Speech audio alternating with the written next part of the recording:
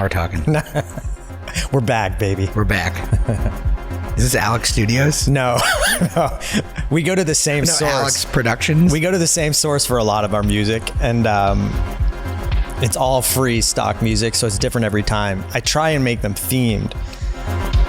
This is a good one. This sounds foreboding, though. Does it? Well, maybe there's a reason. Yeah.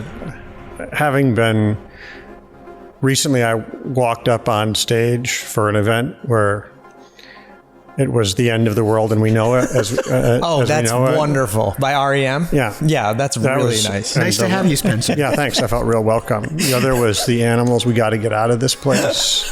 Well, and these were both finance conferences. Everybody started giggling. I was like, man, this is the problem. Well, this was themed. This one's called Storm. All right.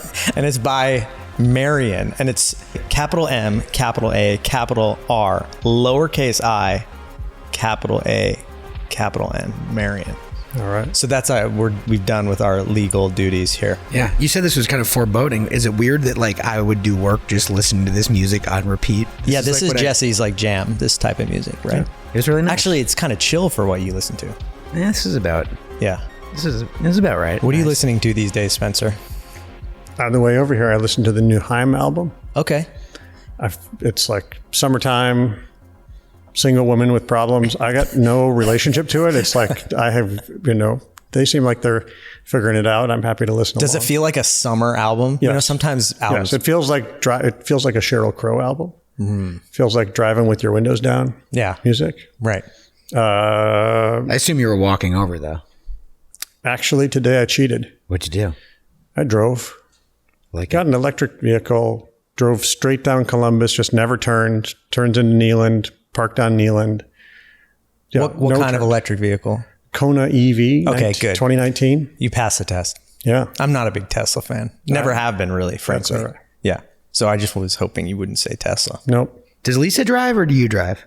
So Lisa has driven 11 times since 1994.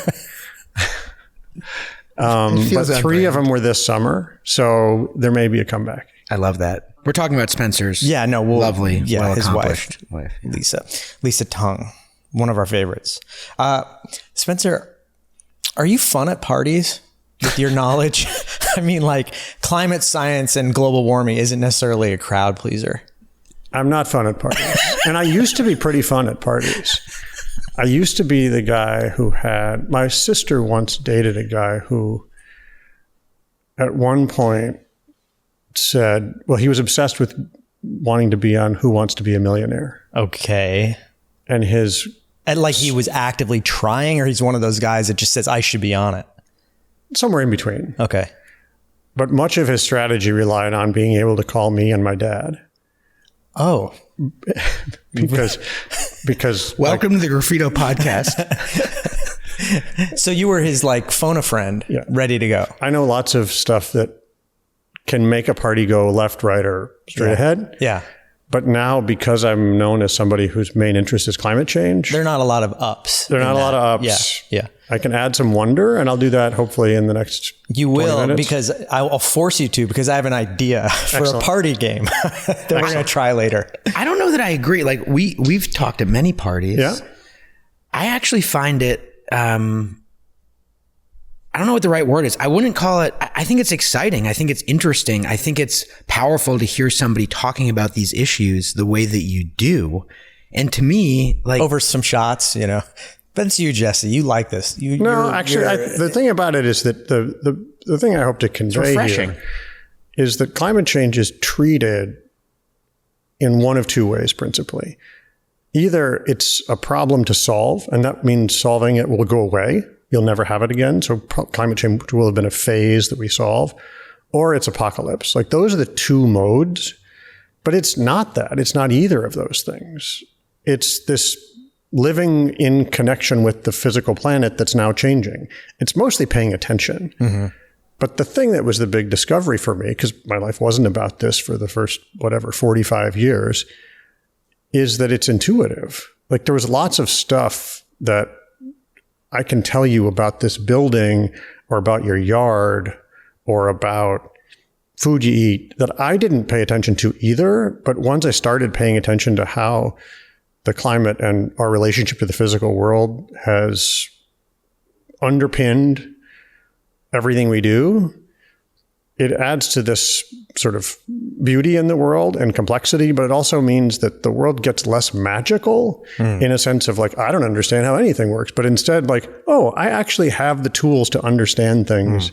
And I think that's the real problem with the way climate change is usually pursued in a conversation is you just head all the way down the hill. You treat it as sort of a linear, depressing topic. Yeah. Whereas instead it's like, just take the word, it's changing. Well, what's changing? And then you look around and say, well, all right, let's take this room, or let's take these snacks, or let's take any piece of what we got going on here and then figure out, well, what does it mean for this? And so there's a term that this philosopher, Timothy Morton, has for it called a hyperobject, which is it's too big to see. It's too big to try to see the whole thing, but you can actually see it everywhere if you look for facets of it. And I like that term. It's a good way to see it. It's like, hey, let's just look at this part of it. Yeah. And not try to think of it as this overwhelming thing, but let's talk about it in practical terms. That's the problem, because on a high superficial level, it's just doom and gloom. That's all you see. And if you don't understand the details, it can just be really daunting. So I think having that knowledge obviously means a lot more in terms of understanding and translating into other things. And we have so much to go over. All right, let's get going. But can you quickly tell us how that background in industrial engineering and economics, how that evolved into climate, being a climate expert? Sure. I mean, we can start right where we are. So I grew up outside Detroit, obsessed with why Detroit was falling apart throughout my childhood. So it had been, when my mother was a child, the most prosperous and fastest growing city. And they were from there as well. Yeah, my mother grew up in Detroit. She shared her gym locker with Diana Ross in high school. And then by the time That's a nice little tidbit. There you go. Yeah. Trying to help you with the clicks. Yeah, that was great. But by the time I was a kid, there were riots and people were just moving out. And there was this sense of, how'd this all go wrong and how do we stop it from going wrong? And nobody really had an answer. And so I grew up obsessed with this question of like, how do things go right or wrong in cities when no one seems to be really in charge? No one seems to really have a plan. How do you coordinate to have good or bad outcomes? And I pursued that in lots of ways. I was actually first an industrial engineer. I worked in a car factory. I worked in a steel factory. I did a bunch of other stuff. I moved around the world, going back and forth to places where things worked well or worked poorly. So I lived in Germany and did research there because they had a middle class and good products. And I worked on the south side of Chicago for a while. Then I ran a small business lending program in central Russia in the middle of the 90s. And then I moved here to try to put all the pieces together. So I went to grad school and studied economic history and industrial history. Like, how did we get here? And that led through a sort of strange sliding door situation that involved Lisa. Lisa got the job at Mass Art. She's a curator of contemporary art. There aren't that many gigs like that. She got that gig. And when I finished graduate school, we had made a deal, which was I dragged her to Boston for me to go to graduate school entirely because Harvard agreed not to fail me out no matter how badly I did. Literally, that's why I came here. Was the other university was like, well, if you suck, you have to leave. And Harvard's like, well, if you suck, you can do it over again. And I was like, I'm going to suck, because I'd never studied economics before. So Lisa and I made a deal, which is we'd move here for me. And when I was done, we'd live wherever she wanted to live, like wherever she could pick. And right at the end of my grad school, she was like, actually, I want to stay because I got this job as a curator. So, by the way, you made it through grad school. You didn't suck the whole time. I didn't suck the whole time. I was accurate in my prediction in that I sucked at the beginning. And then I got less sucky. And then what happened was I did pretty well. But I didn't really like being an academic. I didn't like looking back. And so I took a goofy job near here in finance. So I got hired to do a job that really nobody knew, even if it was a good idea for anyone to do the job. Yeah.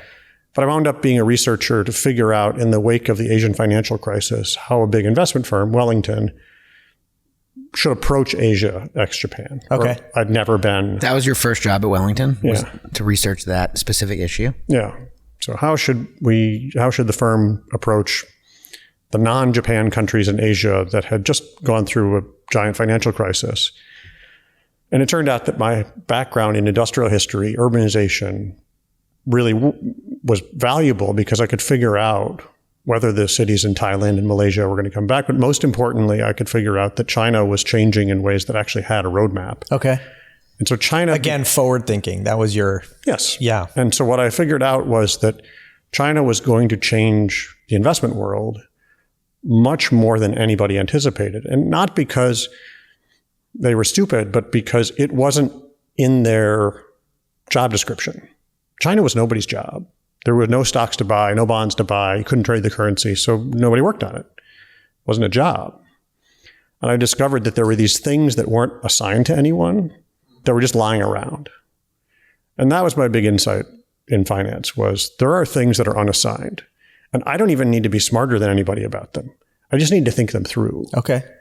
And so thinking through how China would change the world turned out to not be very hard. It was pretty basic arithmetic, but you had to go there and validate that it was happening, and then go to my colleague's desk and say, hey, I just want to let you know, China's going to buy like 4 times more oil in the next 20 years. And they'd be like, that's never going to happen. I'm like, it's just math. Like, it's just going to happen. I don't know why we're talking about it. And then when it would happen, it was super surprising. And so you're like, I've looked into this. It's just going to happen. It's just going to happen. Like, there's a roadmap for it. It's just going to happen. And so I discovered there were these surprises that would come from things that actually weren't even that controversial, but they were unassigned. They weren't assigned in academia. Like, nobody really worked on the implications of climate change at any university. There are atmospheric scientists, but there weren't people figuring out, like, what is this? Nobody at the graduate school of design was saying, how is climate change going to change building codes? And if we don't get to building codes in this conversation, it'll be very sad. No, we will. But that's my point. It was like, there are all these people building buildings who are just following building codes, who don't know that they were set by the climate, and they don't know what's coming for them. And it's just because nobody's told them it's in their scope. And so I discovered there were these things that were out of scope that actually were pretty tractable. Yeah. And so in 2012, I was like, climate change meets all these criteria. There's nothing to buy or sell. Nobody works on it. Nobody seems to know anything about it. And I realized, actually, that's not true. Everybody knows a lot about it. It's just super disorganized. Like, it's polar bears and Al Gore and bad feelings and Exxon and bad parties and like whatever, angry kids. But coherently, what is climate change? I was like, I don't know. So I went back and read old journal articles from the 70s and 80s. I was like, Jesus, this is the first good forecast humans have ever made. I work in an industry where people use shitty forecasts all the time. Like, if you have a less shitty forecast, you get rich. And here was a good forecast that no one was using.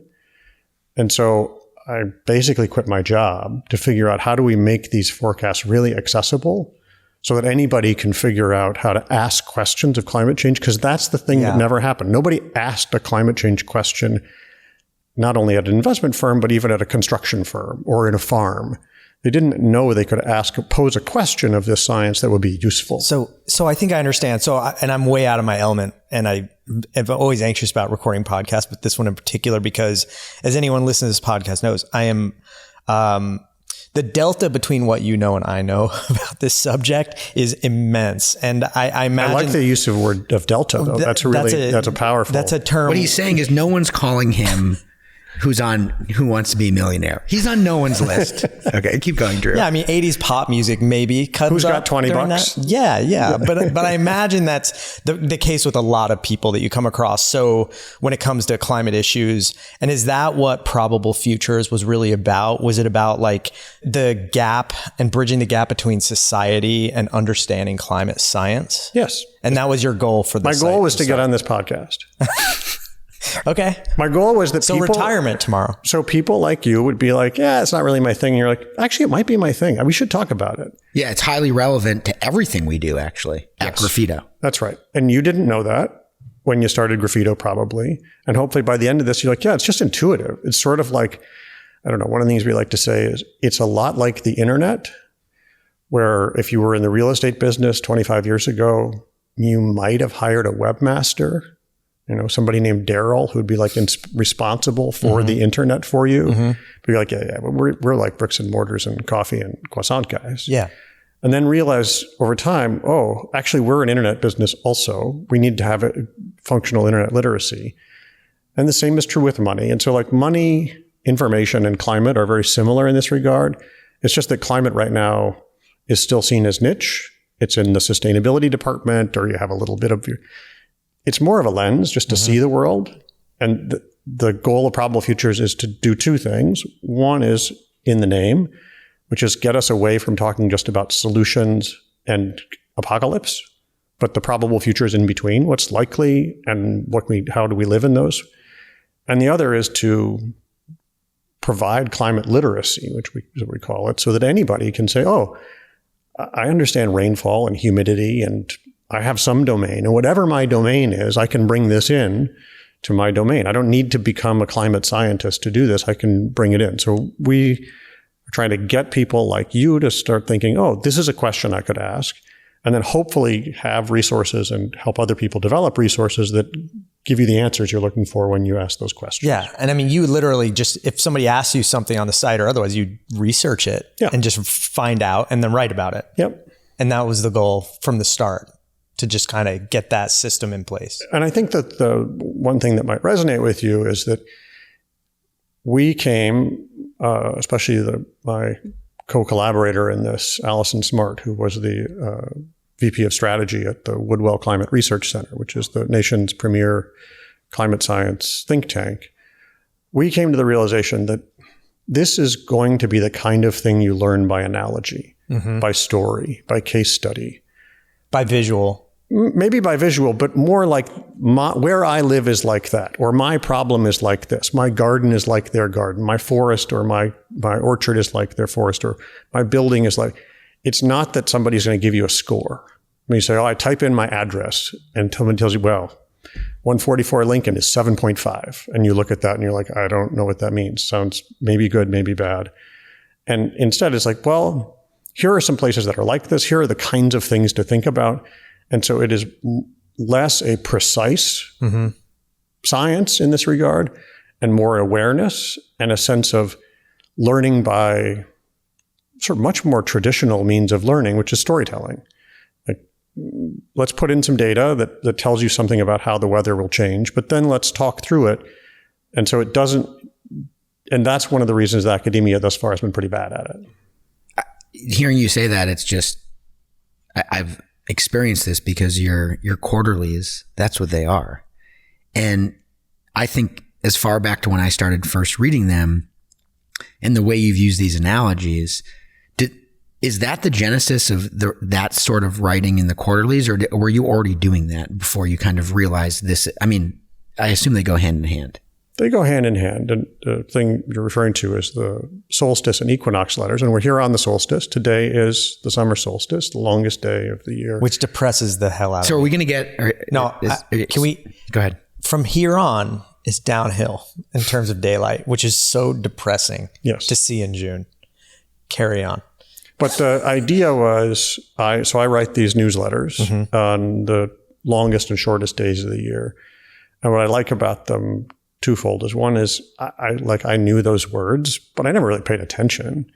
And this is the kind of thing where, like, okay, if I'm going to pay attention, let's pick some cadences that instead of being like quarterly, they're seasonal. Instead of being, linked to the fiscal year, they're linked to the sun. Right. They're just as functional, but they're just a little more poetic, but they make you aware of, like, oh, right, the earth is actually tilted. Like, that's a good thing to know. So the writing started a long time ago, probably, but in my work at Wellington, my work was often trying to convince people that something they thought was irrelevant was relevant. And in some sense, the subject line of all my emails at work was, I'm really sorry, but your model is insufficient. Like, your view of the world that you worked really, really hard to develop. You're missing something. You're missing something, and it's going to fuck up your model. And I'm sorry. And so how do you do that? Well, it helps if you can tell a story that is engaging, that's a little bit hard to resist. Well, this is where I was going. You've already been using this way of communicating even prior to Probable Futures. Yes. And that's what makes the seasonal newsletters, to me, like, they're really they're wonderful. And I imagine even your process and technique had to be developed over time, because people probably didn't react the way you wanted them to initially when you said, hey, this is wrong. And then you probably have to build on that. Okay, well, why did that not work? Actually, it's interesting. What happened initially was I would write about things that were highly likely to happen. Nobody would do anything. They would then happen. And then people were like, man, you were right about that. And I was like, yeah, but nobody benefited. Like nothing actually happened. I'm not here to just say I was right. I'm here to try to make people better off. And so the figuring out over time how to get people to not just see it as like an abstract prediction, but actually be resonant to them, be relevant for their lives, but to incorporate it. That took a long time, and it took a lot of trial and error. When people would call me or email me, say, this made me angry, but I can't stop reading it. And I don't think it's wrong. Right. Like that was good. Right, I was like, now it's not just, oh, he's got a hot take or whatever, but it's like, this is challenging me. That was helpful. And like figuring out how to do that has been a goal. Yeah. And what's more important to you right now? Is it talking to skeptics or motivating those that are already convinced? Oh, so skepticism is a very interesting issue. So there really aren't any skeptics. There are people who are fiercely, fiercely wishing it not to be true. And those people really should be called... is it denial? No, it's actually not denial. We'll get into that. They are passionately arguing for it not to be true. And almost all of them, it's because it would be so emotionally and psychologically damaging to them if it were true. They're essentially all... And economically. Yeah, perhaps. Yep. So there are people so the most common group of these people are libertarians.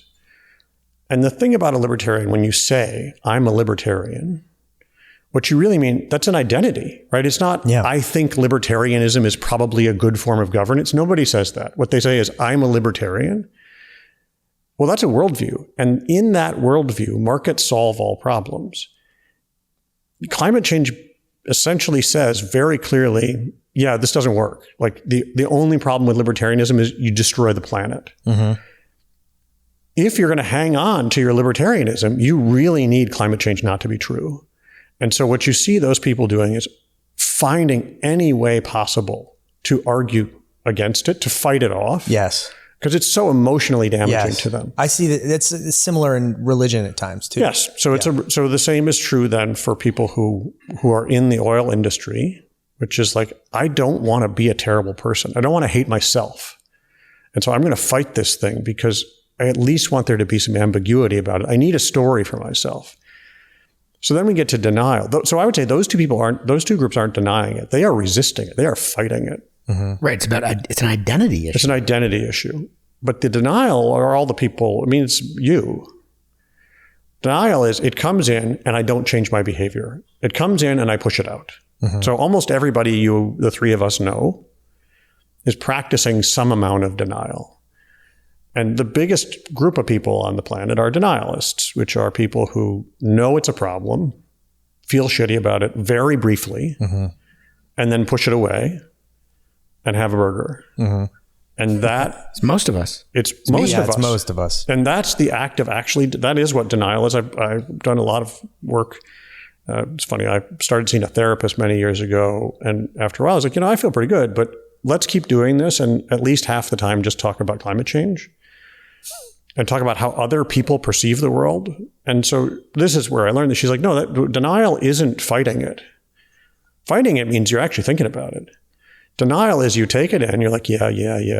And you just let it, and then you just push it away and you just go on with your life doing the same thing. Right. That is, and almost all of us are engaged in denial. So you asked, who am I spending my time with? It's almost entirely that group, which is to say, hey, I don't need to convince you of climate change.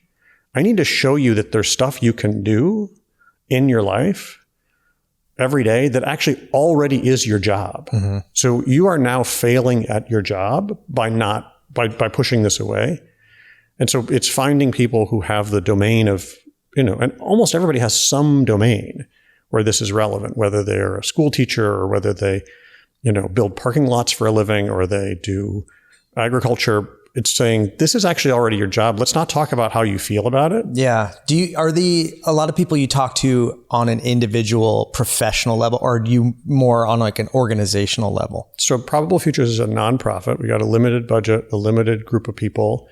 our strategy is to find people who can take these messages and the tools we offer and take them into their community. So we find communities. That's the strategy. Okay. And a community can be, you have a community. I mean, the reason I'm here is you have a community. You're actually both really good community builders. So our definition of community is very flexible.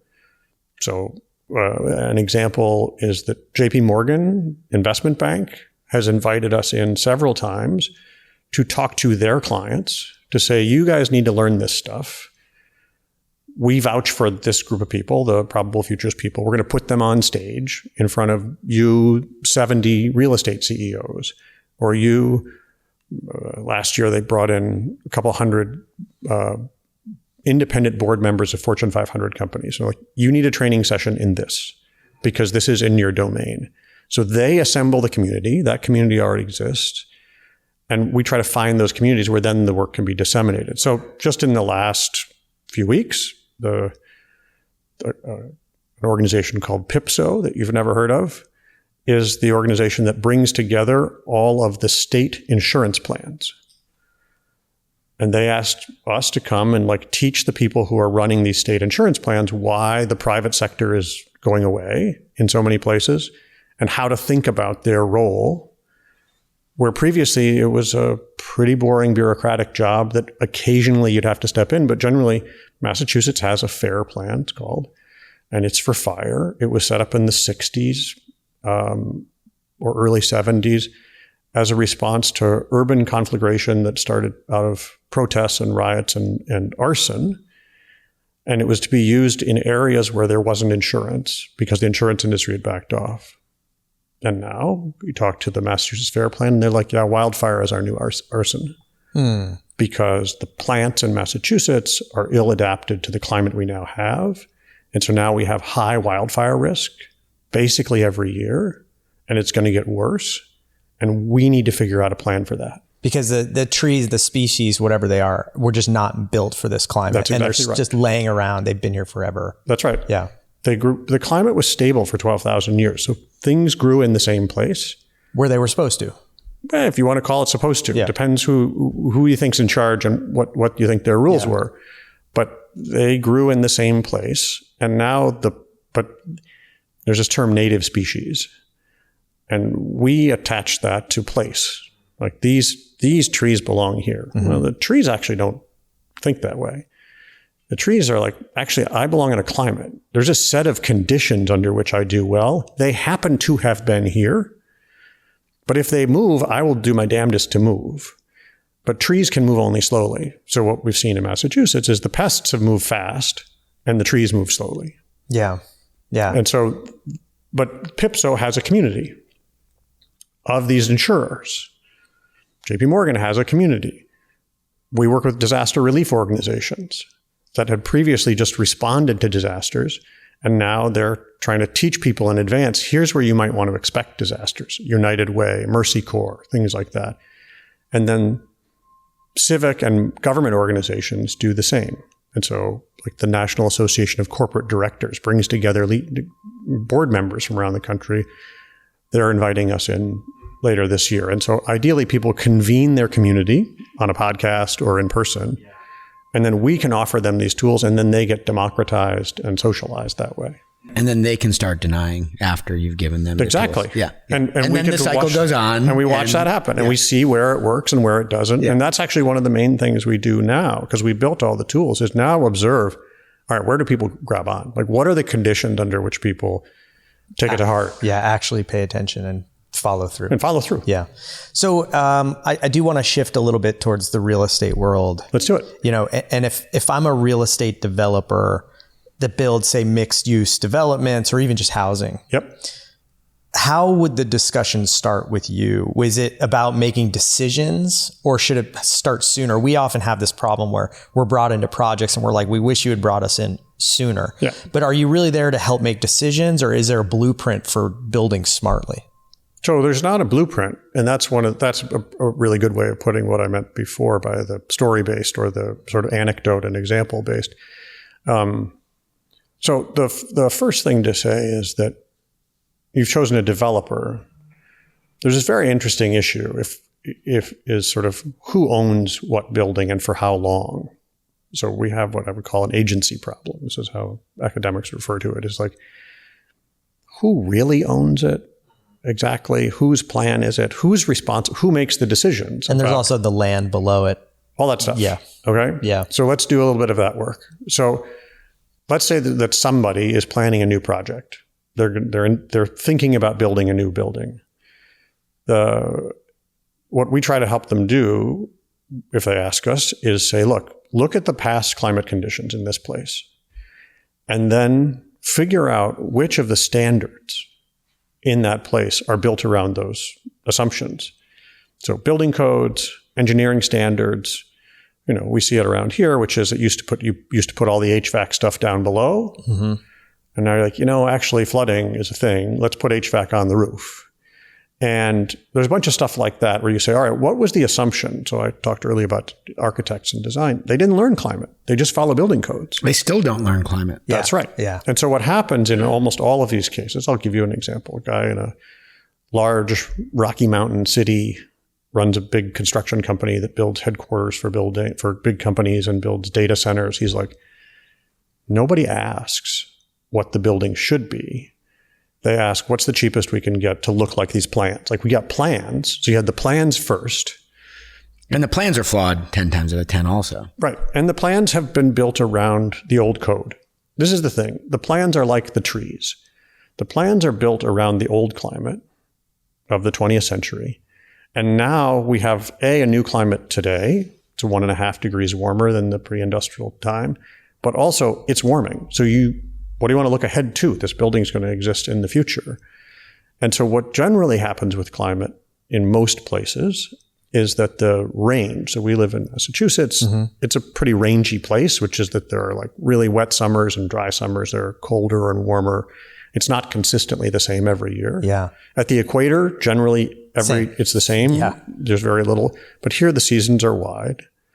But the width of those distributions has now shifted to warmer, but also gotten wider, which is to say the extra cold is still actually possible. It's lower probability, but it still may get just as cold as it did in the past or even colder. But the hot is much hotter. And in between, it's less predictable. And so in general, what happens is you're designing for a wider range of outcomes. So that's for the building. And then the next thing you say is actually the real risk is probably systemic. The storm sewers, the electrical supply. So my favorite example of this is I was on a conference during COVID, the height of COVID, so on Zoom, and I was brought in to talk by this ratings agency. Okay. So they rate bonds by companies and by governments. And so I give a talk about how you can incorporate climate into your due diligence. And then they bring on this other woman who is seen as a paragon of having used climate science for good decision making. And she describes a building in East Boston. She says, I work for an Australian investment firm that wanted to own Boston residential property. I know exactly the firm you're talking about. Keep going. And we brought in climate science. And we bought a piece of land right on the water.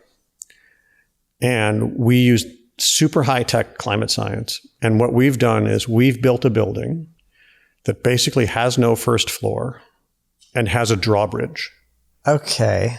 And so we're totally set. And then she shows on screen these maps of the neighborhood just being absolutely flooded. And their building is fine. Beautiful. Right? Yeah. And I'm like, I think, like, so I'm trying to be respectful, but I'm like, so what's the refugee policy of this new building? Yeah, exactly. And how much of this did you share with your neighbors? Will there be ladders on the side? Yes. Does the building come with canned goods? Does it come with boats? And they're very pleased because what they've done is they've applied the insights of climate science to their one property. Right. In this neighborhood that happens to be actually quite close to the food distribution system center for all of Boston, which in this bad scenario, like the metro area has a real food supply problem, but their building doesn't have any valuable assets on the first floor, and the water can pass through. Great. And the drawbridge keeps the parking garage dry. And so that's the first. So you go from ignorance to application, but the application is almost always at the building level. Yeah, right. Not at the systems level. Yeah. And I just said, so you didn't consider after you did this, like maybe buying a piece of land somewhere else?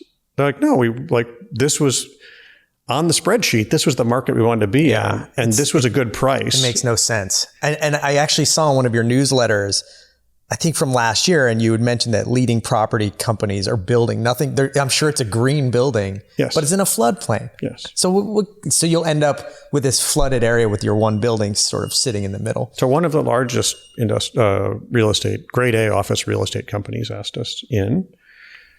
And I think Jesse just likes guessing which ones they are. Yeah. He won't say, but I'm not here to call anyone out. But they're like, this woman, I really admire her, smart person in charge of the whole portfolio. She's like, we really need you to talk to the investment committee because they decide what we buy. Mm-hmm. And they are not interested in this topic. And we are buying lemons. Like we are buying properties where the seller knows the problem. Mm-hmm.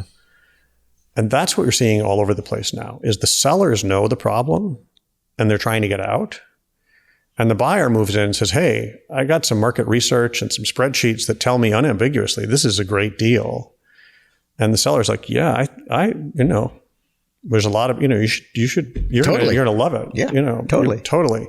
And so this asymmetry, so this moving the decision-making earlier and earlier into the process. So to answer your question with less roundaboutness is the earlier you think about this, the more you're going to think, okay, like fundamentally, what are the risks here?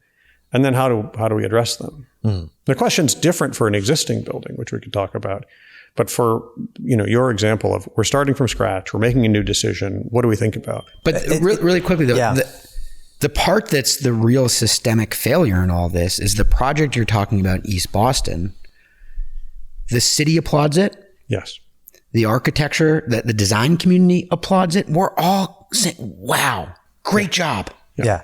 You really nailed it. Bought this build. I mean, and that's where it's like jarring. Yes. I mean, we're just like retail brokers and practitioners out there and we're seeing this. And that's going back to my earlier, like the conversations with you are always illuminating.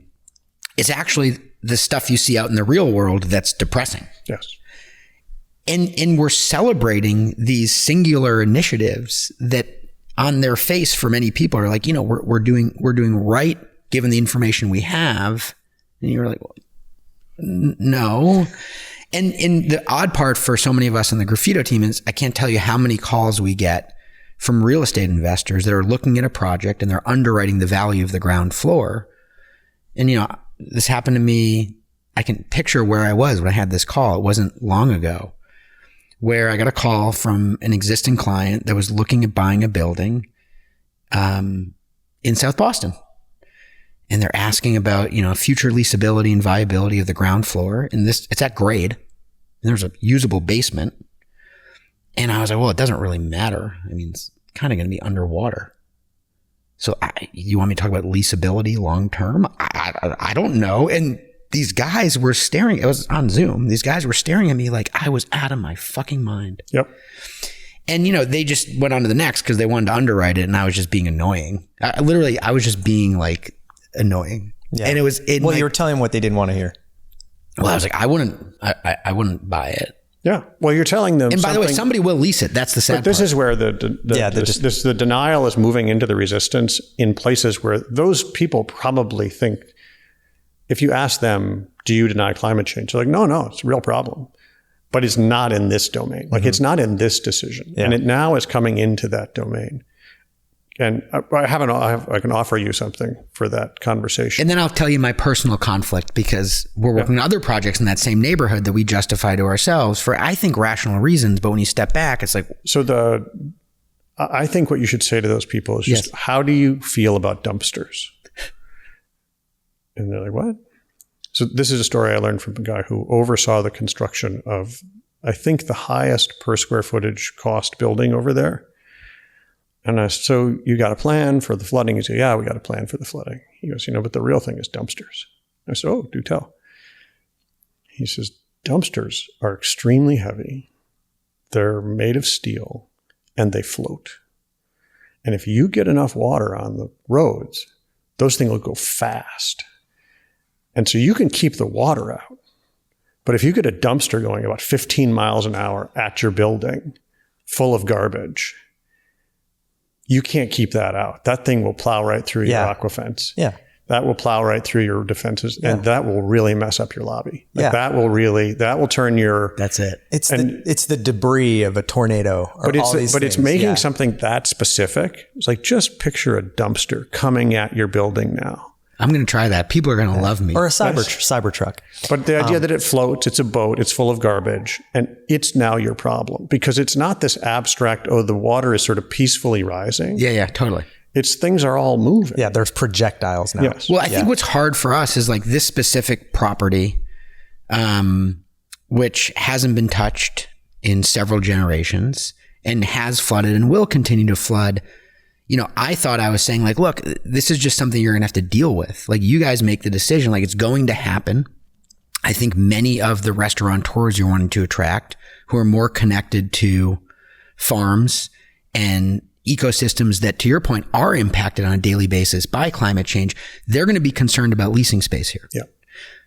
We're working on a project on Fort Point Channel, which actually, like the project in East Boston, has done all the right things and brought it up. And it does make it more leasable, because I think for many of the people making decisions, both on the landlord side and the tenant side, they're like, well, we don't have to worry about that flood that those guys that have retail at grade that was built 150 years ago have to worry about in these old brick and beam buildings. But it is that inability to look at things at a larger scale that is... Yeah. And we fail to do that at Graffito. And I think there's the scale issue, but I just think it's more useful to think of them as a systems issue. Right. As a system, like, what is your watershed? It's not necessarily like, what are the systems you rely on? Water, power, et cetera. Where do they come from? It may be the case that you're fine. I mean, this South Boston is a really perplexing thing all around, but now it exists. And so now you have to adapt. Right. Well, this is my question for you. Like, we have a lot of work with actually clients who fundamentally they're in that category of, they're certainly denying, because in order to conduct their business, they have to deny certain things. And we do that at Graffito as well. So we're guilty of the same thing. But we are working on projects in Fort Point Channel, in the Seaport, in South Boston. I think the question I have isn't about like, should we not be working on these projects? Like, it's more like, we are working on them. How do we approach them in a way that is more informed and responsive to the science? And what can we do to move the needle? Or is that totally naive? No, that's not naive. I think that the organization that's barely come up in this conversation is the city government. Right. And the city government owns the infrastructure around. And at some level, the only way South Boston can be less risky is with systemic investments that make it so. And we don't have time machines, so we can't go back and make the whole place less risky, which was something I fought for at the time and failed. There could have been a very different approach to the shoreline that would have been very different than monetizing the shoreline with concrete and steel, which makes the waves bigger and slosh around more. If you haven't been to Brooklyn Bridge Park, you should go, because that's what it's made to do, is basically dampen waves, and the retail and real estate and everything is pushed up away from the water. But so that kind of thing could have happened, but yes, we don't have a time machine, so we can't go back to that. So the question then is, can you get these people who are your clients, who are in Fort Point, who are in South Boston, to be a community?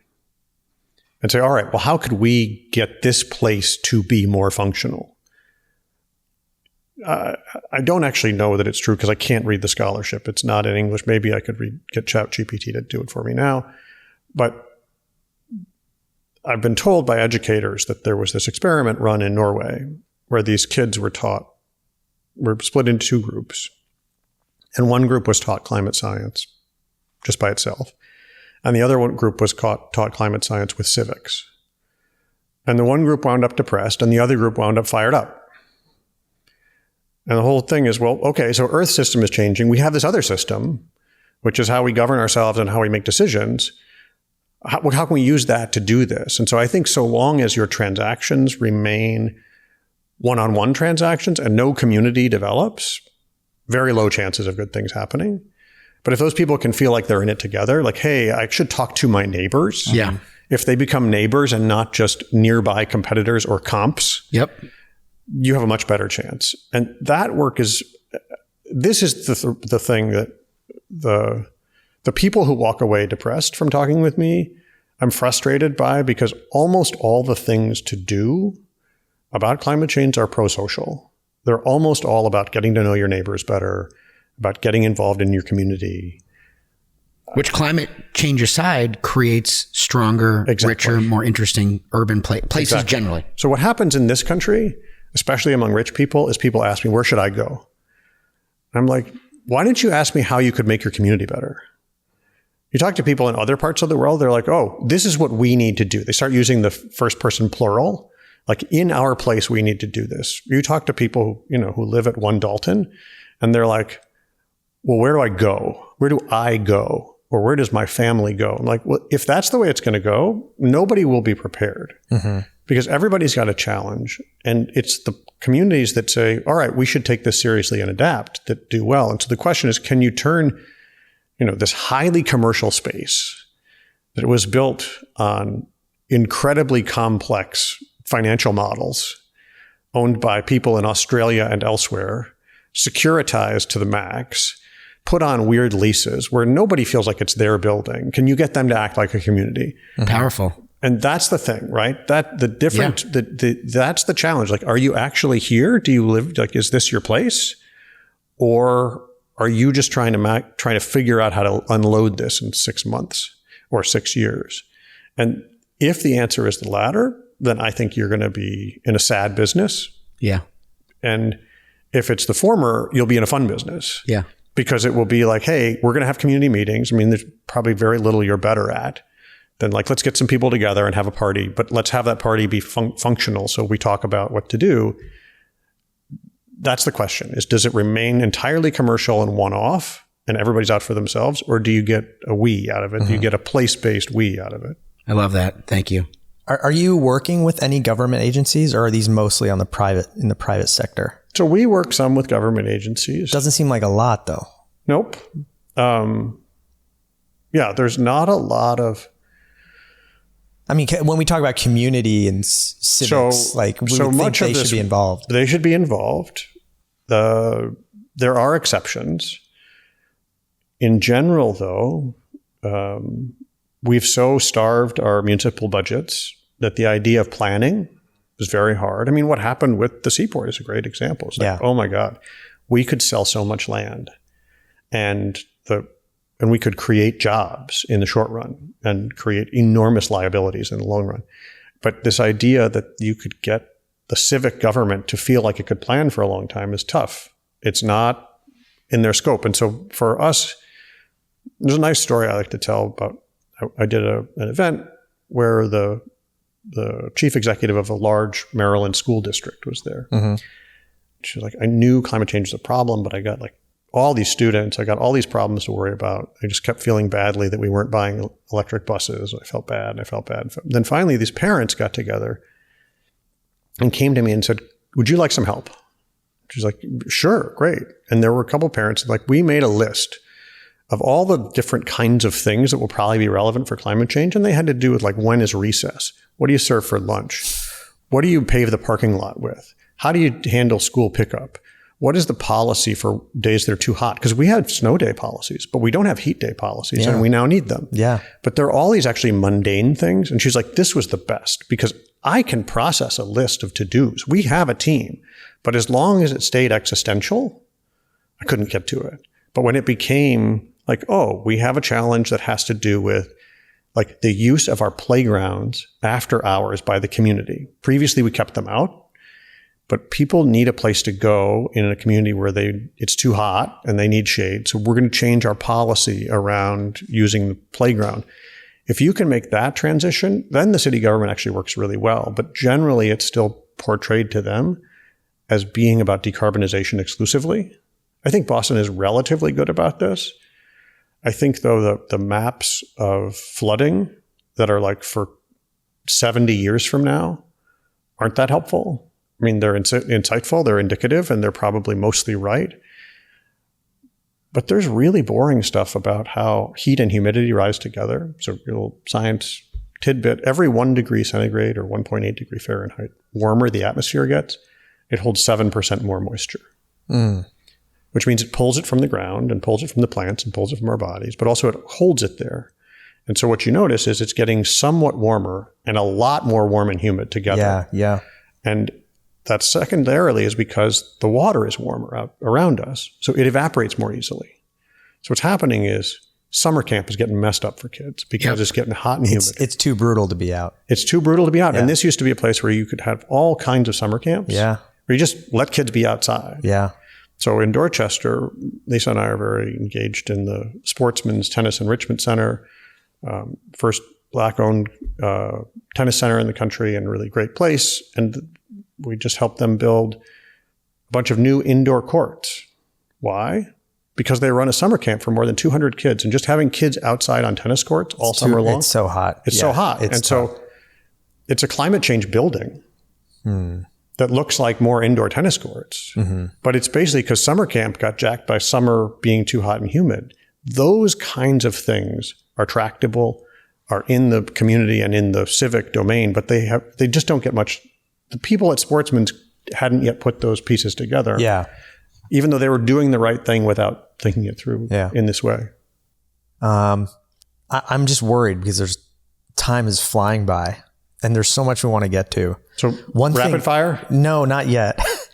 Not yet. But I asked you, and Jesse doesn't know this, I asked you to come with some true or false questions. Yeah. For Jesse and I, again, going back to the trivia, because I do think now we're starting to enrich your party experience moving forward. Yeah. Trivia for us? For us. And have you thought of anything that you can ask us? And Jesse and I'll go head to head. Sure. And, if you get one right, Jesse, $10,000 from our friends at Graffito. And if you're wrong, you lose 3 vacation days. I think that's kind of the way we should go about this. All right. All right. So the first question is really nerdy for your business. Okay. I knew he'd come prepared.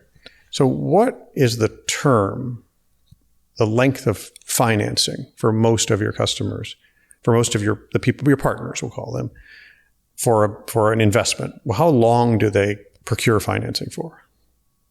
Is this the question, or is there a true or false? There's the first part of this is a question. This is something I'm not going to know. I'm just going to be guessing. Well, I mean, it depends on the asset. It depends on the activity, construction but let's just say generally, let's call it the amortization schedule or the actual term, right? Yeah, actual term. 7 years. Okay. Is it the case that their risk financing is matched to that term? That their protection against bad things happening is to that same term? No. It's got to be no. Isn't there risk financing annual? Yes. So explain that. All risk financing is annual, right? Yes. Explain that to me. I'm a branding guy. So the way Drew's gesturing with his hand just to give it to me. Give it to me. So you may not perceive it, Drew, but your entire work life is overseen by spreadsheets. I believe that, yeah. Okay. And those spreadsheets are made the following way. There's all these line items in column 1, right? That are revenue, the rent, and then there's like all these costs. Yeah. Computers, right? Cameras. So there's this one line. It's called insurance. Okay. It's an operating expense. It's just an operating expense. It's not a risk. It's just an expense. It's probably less than your IT bill. Okay. Okay. And then what happens in the spreadsheet's awesome. It's magical. Is you take column 1 and then you do column 2 equals column 1 times like 1.02. and you just copy and paste all the way across. Yes. Okay. Now, for some of your expenses, you can do that with confidence because you've signed a 10-year lease. You've got 10-year financing. You know what the interest payments are. And oftentimes, this is part of it. Landlords can pass on the risk of that pursuant to the lease to tenants. That's right. So the insurance, however, is renegotiated every year. There is no term for it. There's no duration for it. But you're actually in default of your loan if you don't have insurance. Okay. And so actually your loan is utterly controlled by the insurance company that has made you no promise. And so there's this assumption that Jake from State Farm is just going to show up every year and just charge you basically the same price. That assumption is the assumption of climate stability. That is the assumption that the risk in year one is the same risk proportionally throughout the entire duration of the building. Because it's backward looking. You're just assuming. Right. That's right. And so that assumption is locked into all those spreadsheets that the risk of flood or whatever, fire is unchanging. Every model that every real estate analyst has. That's right. And we actually had a building that we're talking about 7-year duration. Is this kind of what we're talking about now? Yeah, like what Noah walked us through last week. Yeah. But meanwhile, these things... Well, there are all these inputs. Yeah. And essentially one of the key inputs to understanding whether or not we can make money or not, or finance or do anything with a long-term piece of real estate, one of the inputs is just the operating expenses. And one of the big line items within that is insurance. And we can't predict that. Well, actually, we can predict That's the difference. Yeah. Good job. Okay. So that's the thing is no one does predict it. What they do is we can predict it. But you can predict it. You can actually look ahead and say, how much riskier is this going to get? How much riskier should this now be? You could make that an act of something you spent time on, as opposed to, oh, it's like these other things. Yeah. And I'm just going to copy and paste. 2% more or whatever it is. It's also why it's going to be impossible for us to we've been running around for a year and a half. Noah on our team has been leading the charge trying to actually buy real estate, right? And be joint venture partner and like do all the stuff that our clients do. And there are many reasons why we're trying to do this. But anyways, I'll skip over that. One of the reasons we're just going to be unsuccessful is that it requires us to underwrite a property like everybody else. And all these baked in assumptions, many of them are flawed. So like we were looking at something in Providence, and our due diligence, as an example, was talking, Drew, Noah will laugh as he's listening to this, we were talking about there's a river next door and like you show up and like, oh boy. And of course the seller, to your earlier point, is like, it's flooded, but like we're dealing with it. It really doesn't happen that much, blah, blah, blah. And it's like, you talk to the UPS delivery guy who we saw in front of the property. He's like, oh yeah. He's like, there's some days, and I grew up here. I don't remember it ever being this way. We're like, I can't get a truck through. Yeah. It's like, well, what do you mean days? He's like, it just happened a few months ago. He's like, how often does that happen? Well, quite a bit. And the reality is that we then will have to price that into our model. So we could still buy it. Maybe someone would have to pay us to buy it, but we could still get but like everyone else is assuming that is not going to happen, or they're in denial about it. So they're willing to pay X. And from our perspective, it's worth a huge discount on that. So it's impossible to transact. Yes. Yeah. All right. You got another one? Yeah. So this is not a true false question, but it's a number question. Great. I had a chance with true or false. What is the age at which people ask the best climate questions? Oh, I'm going to think really young, actually. Agree. I'm going to think under 13. I would say 13. You can do an over and under maybe. Definitely under 13. Okay. I believe it's definitely under 13. Having two 11-year-olds, I think the sweet spot is probably... I'm at a disadvantage. Yeah. I'm going to go with 8. You win the prize. What is it? It's basically 8. Yeah. That's when my kids started asking these. It's sort of like, but you're both in the right range. Well, so it's between handicap. It's between 8 and puberty, basically. Mm-hmm. But I wouldn't put on puberty. I would say it's between, it's before we've beaten out of kids wonder in the world. Right.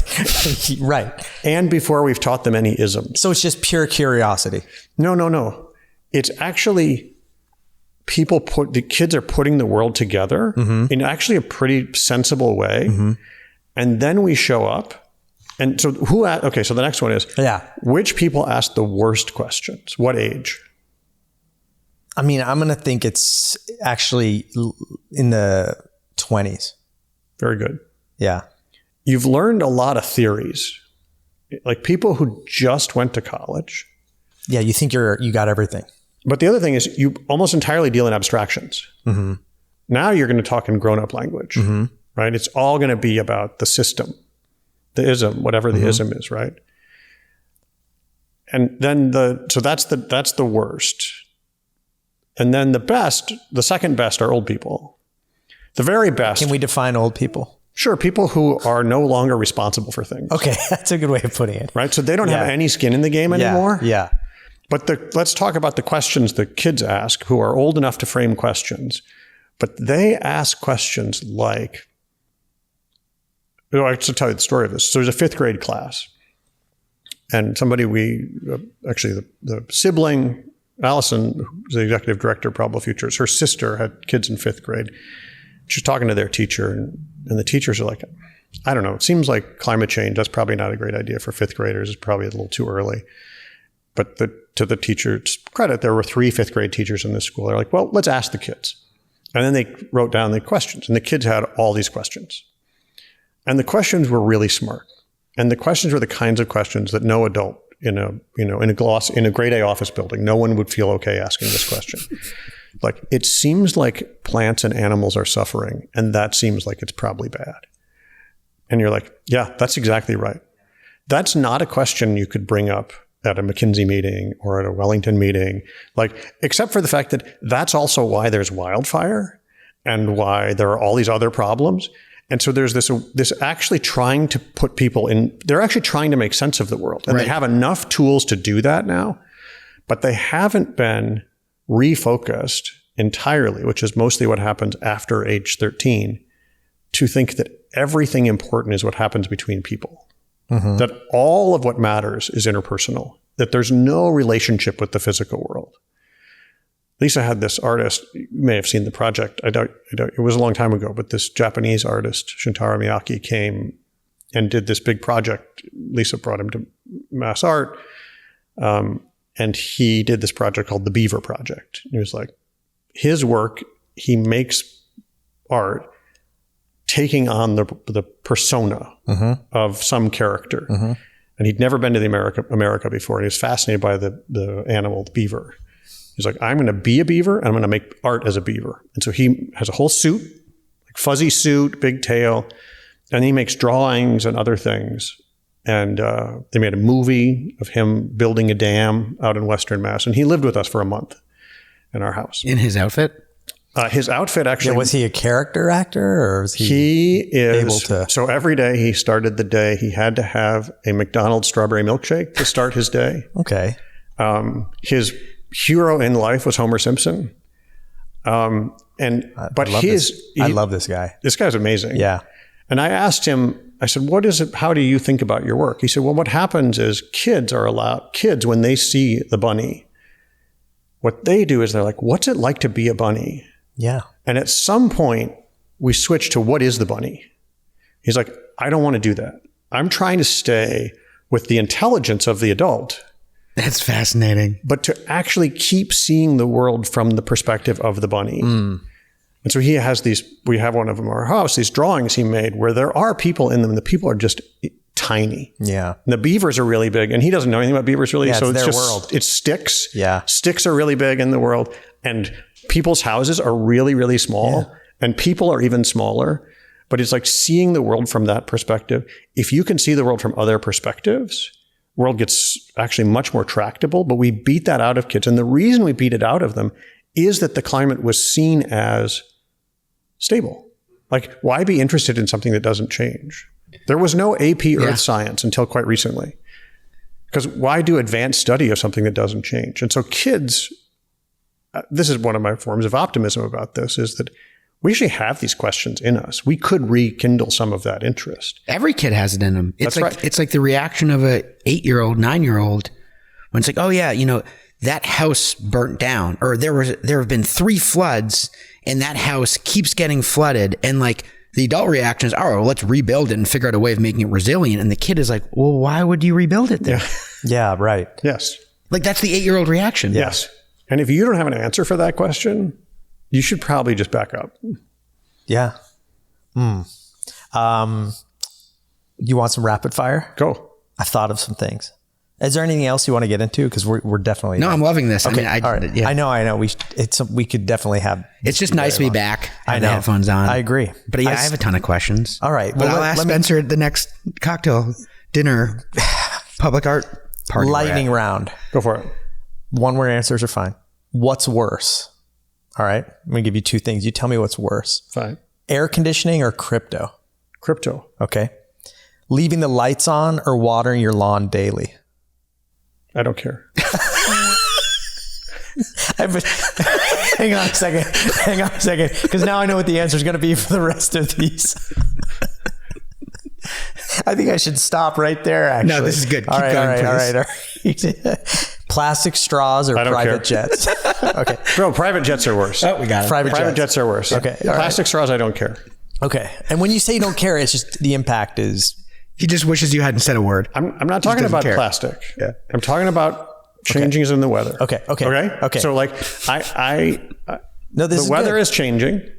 Private jets are changing the weather. Okay. And plastic straws are problematic, but not in the same way. They're like, okay. I'm glad you didn't have plastic bottles for my water here. Yeah. They're a nuisance. They're a nuisance. Like, we're over conveniencing ourselves in lots of ways. Sure. But private jets are gross. Okay. I think this next one then I'm not going to mess up on this one. I think I got it. Gas stove or gas leaf blower? So I don't understand why I think leaf blower generally, the leaf blower as concept, I think is a pretty bad idea. The gas leaf blower is a particularly bad idea.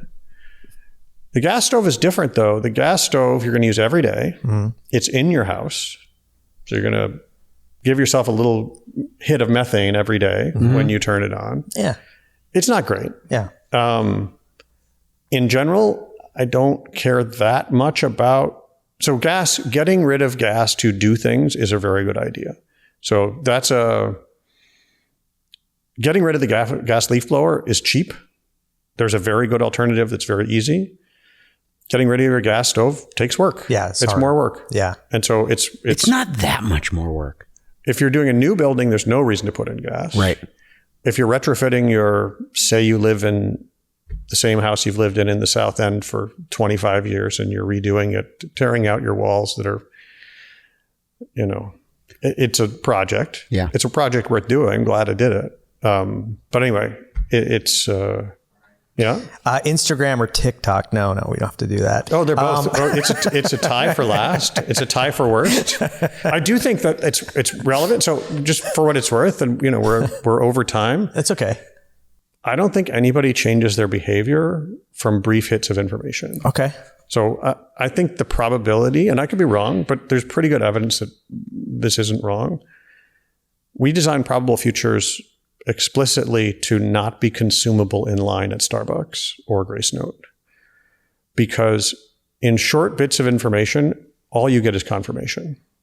You just feel better about yourself or feel worse about yourself, but you feel more... It's also easier to disregard. Exactly. Bits. Yeah. And so the reason my newsletters are long, the reason is if you don't sit with something for a long time, you're really unlikely to change your mind. And so to the extent that this work is trying to be influential, we are not on either. And we discourage people from using either because those things are trying to change your mind towards them. They're not offering you the ability for you to figure out your world. And so actually long form interactions of one kind or another, I think are really the only way people change their behavior. So it's part of why I'm grateful to be here. Well, I appreciate you coming in. Yeah. I appreciate you. This is obviously serious stuff, but we made some light of it. So thank you for being here. It's part of life. Yeah. And can you give us something positive to end on? What gives you hope when science doesn't? Well, I mean, people are asking. People are bringing us in. People want us on their podcast. People want to talk to us. people then want to talk about it themselves and do stuff with it. And when they do, they generally feel pretty good about it. Mm-hmm. I mean, talking about your kids, like telling your kids the decisions you're making, if they're consistent with this, is fun and engaging. I mean, we have a mindset that we're going to tell kids it's going to be okay when we know it's not going to be okay. And the kids know it's not going to be okay. Back to educational context, there's a group of people who think pretty seriously that one of the reasons that school is getting hard, people are doing less well in school in some ways, is the kids just don't believe that they're being trained for the future that's coming their way. So if you don't talk to them about climate change in school and then say, hey, good luck. Right. And you don't need to tell them everything's going to be perfect. You tell them, hey, it's going to be hard and we got a plan. Yeah. And so, you guys are in the planning business. And that's the thing, is we could have a plan. Mm-hmm. Optimism isn't a plan. Like it'll somehow all work out isn't a plan. A plan is a plan. Yeah. And so people can make a plan. And that plan may involve trade-offs almost certainly. But I think the ability to plan, the ability to look around and say, all right, things are changing. What are we going to do about it? Is generally constructive. It's pretty deep human capacity. It's generally communal. It communicates to young people that we're engaged. And it requires creativity. It's hard. It's fun. Yeah. There's a lot of interesting work to be done. There's like lots of cool stuff to be done that is not just, asking ChatGPT to solve it for you. And so I think there's a lot of space for people to make the world better in this way, facing an unprecedented challenge, but in a way that is informed. I mean, thank goodness we know why. Mm-hmm. Imagine this problem if we had no idea why this was happening. And we're just like, it seems like it's getting worse. We got no clue. Yeah. And this is instead like, oh, we can know what's coming. We can plan for it and we can do better. That seems all pretty great. The last thing I'd say is, I don't know, I've been thinking a lot about Casablanca lately. The whole thing's shot in a bar. You don't see the war. Not the place, the movie. The movie. Well, I guess the whole thing, really. Yeah. the whole thing is shot in a bar, basically. And the war is the backdrop. But there's a lot of music. There's a lot of drinking, a lot of good dialogue. I just think we need better parties. And we'll be all right. Okay. Like the idea that we're all going to deal with this alone seems terrible. Yeah. But if we get together and do stuff, some of that stuff will be very productive and some will be very fun. Mm-hmm. And I just think like the French Resistance probably had great parties. And there's just lots of opportunity to say, hey, let's not make this sort of a weird, kind of get together and just stand around, but let's have a party mm-hmm. and have some fun as like a compensatory part of life being hard. And so, that's my challenge to, you guys are provocateurs. Yeah. Because we need better parties. Like one of the ways to be adaptable. So the last thing I tell kids or I tell any audience is there are 3 things that you can do. Okay. You can make friends. That is the most climate adaptable thing to do, is make friends. Love that. Because you can help each other out. You got somewhere to go. Community. You like your house burns down, you go to their house. You got a problem, you go to their house. They got a problem, they come to your house. Learn to cook. Okay. Okay. I'm doing good so far. So that you learn how to make things so that if it turns out like we're not going to eat that ingredient anymore, you're like, that's okay. I can create flavors from other things. I'm not only wedded to Shake Shack. Like if you are just a connoisseur of eating other people's food, you're utterly dependent. But learning to cook, A, it's interesting, but B, you're adaptable. And number 3 is dance and sing. Like there's no way that goes away. There's no way we lose dancing and singing. We lost Drew.